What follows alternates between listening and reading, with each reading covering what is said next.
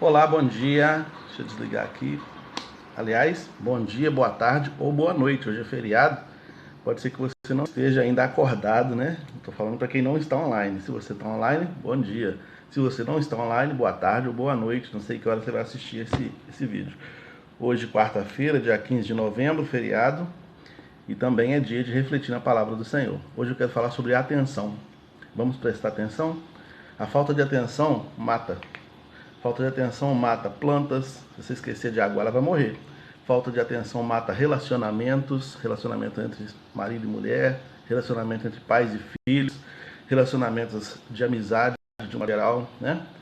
A falta de atenção pode gerar ansiedade, depressão, solidão, né?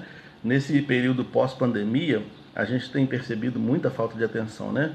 A sociedade está muito individualista, cada um vivendo seus próprios interesses e muita falta de atenção. As pessoas parecem que agora estão com uma certa urgência de viver e pouca urgência ou pouca necessidade ou pouco interesse mesmo de dar atenção a outras pessoas, né? Igrejas estão cheias de pessoas vazias de atenção. Conversando com alguns colegas, né, pessoas do ministério, dizendo para mim o seguinte: olha, eu conversei com alguns e alguns disseram assim: as pessoas estão voltando para a igreja agora, mas voltam, participam do culto e antes de falar amém já sai correndo, ninguém quer conversar com ninguém, ninguém quer atenção, quer dar atenção para ninguém. Então a gente está vivendo esse momento, né? E a gente precisa resgatar a atenção. A matéria-prima do cristianismo é gente, é relacionamento.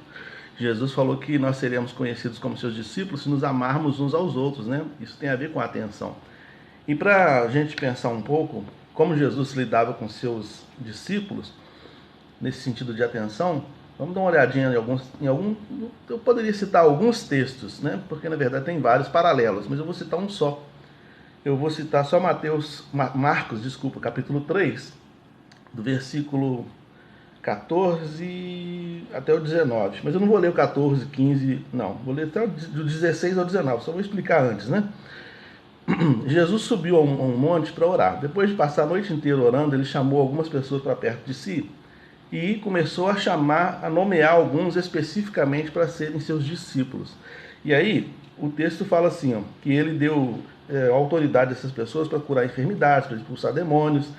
E o texto, em todos os evangelhos que aparece essa listagem, no evangelho de Mateus, Marcos e Lucas, ele começa com Simão, Pedro, e termina com Judas Iscariotes.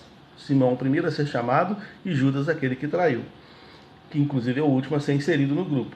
Que diz assim, ó, versículo 16 de Marcos, capítulo 3. A Simão, a quem pôs o nome de Pedro, e a Tiago, filho de Zebedeu, e a João, irmão de Tiago, aos quais pôs o nome de Boanerges, ou filhos do trovão.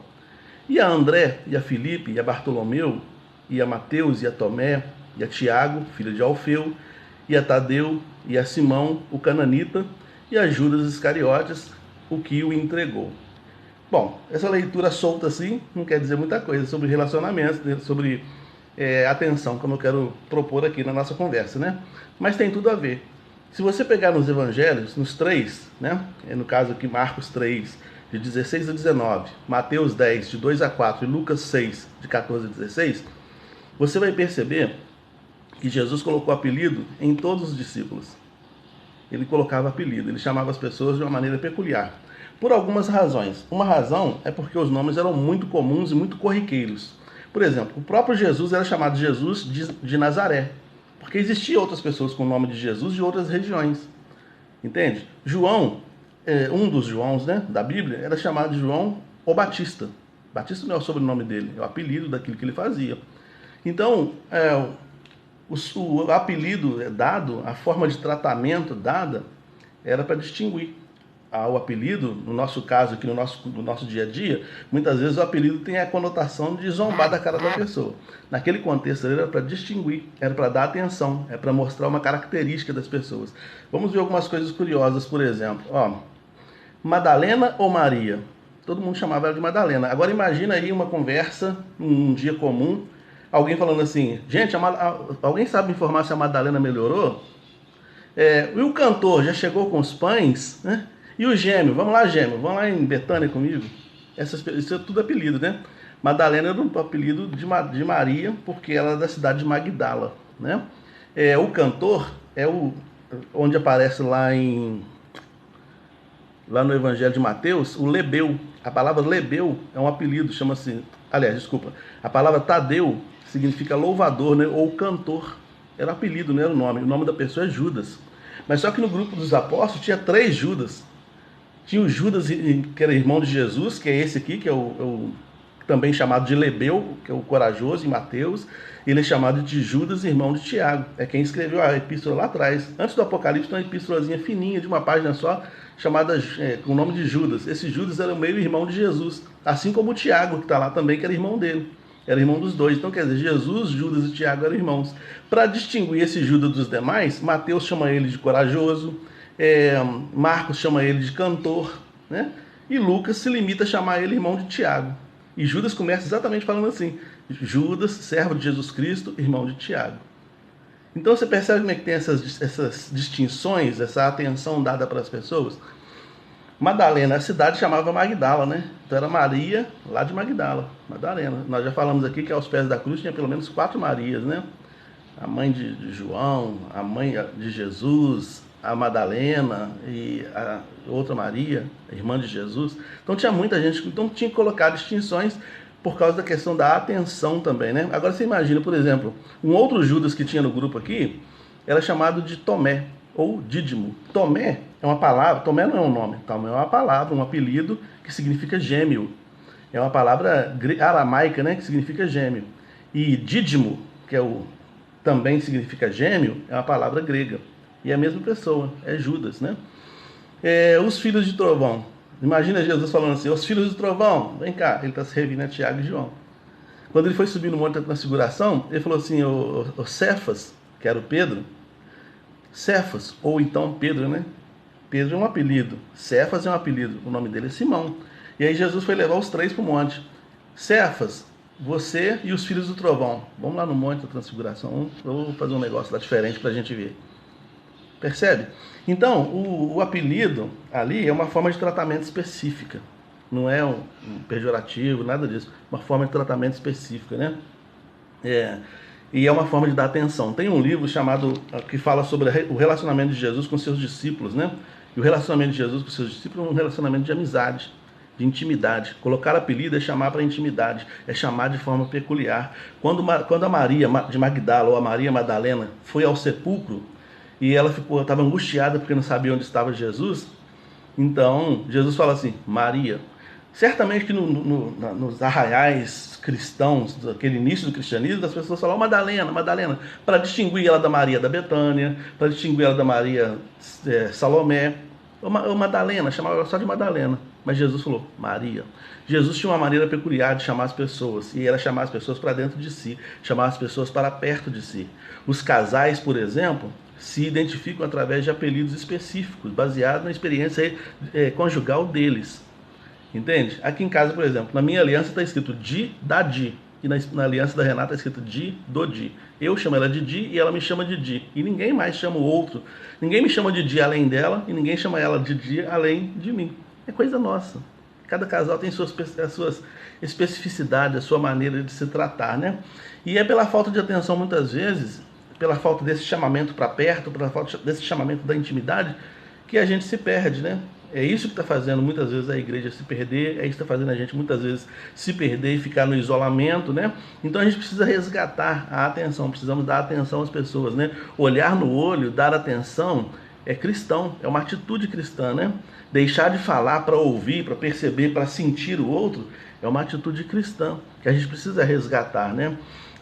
Então a gente precisa trabalhar isso nos nossos convívios, né? Eu já atendi pessoas que estavam com casamento, atendi uma pessoa que estava em depressão profunda, o casamento estava em crise, e essa pessoa queria reatar, queria melhorar a condição de casamento dela com o esposo, e ela não via condições de fazer isso porque o esposo não dava a menor atenção. O esposo nem percebia que ela estava depressiva, achava que era frescura dela.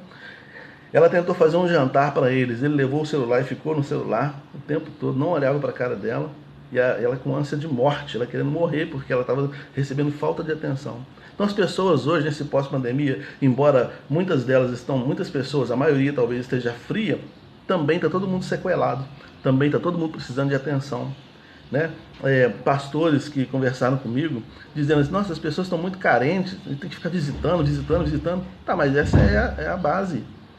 É isso que a gente é chamado para fazer, para dar atenção. Ontem eu fiz uma visita tão gostosa de fazer, um papo tão descontraído, as coisas acontecendo, a família trabalhando, vivendo a vida deles normalmente, e eu lá, conversando, batendo papo, que legal, que visita boa foi aquela, e isso é importante, a gente precisa resgatar essas coisas, esse convívio, né? Esse sentir, esse estar perto faz muita diferença, né? Então, quando Jesus colocava ali dos seus discípulos, não era para pejorativo, era para chamar para perto, era para chamar de forma peculiar, é ter um envolvimento mais diferenciado, de atenção, de cuidado, né? Porque o resto vai ficar por aí. Vou terminar dizendo uma experiência que eu vi acontecendo na vida de uma pessoa. Tinha um senhor que ele tinha um amigo desde a adolescência.